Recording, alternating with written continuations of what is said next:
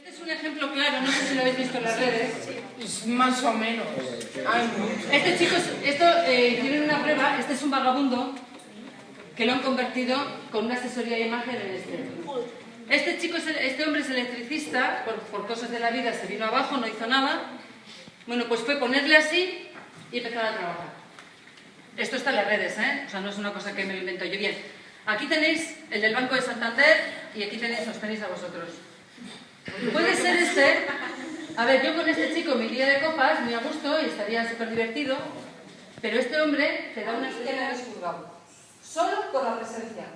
¿Qué chaqueta llevo? ¿Qué zapatos? Yo, por ejemplo, si me llama una tía de Vodafone y encima me llama con un tono borde, pues es que no le oigo. Es que no le escucho, es que le cuelgo. Pensáis que da igual. Que es más o menos la misma pregunta que os acabo de hacer antes. Hay que tener una buena imagen, no da igual. Sí, pero para comprar la ropa, primero hay que saber qué tengo en el armario.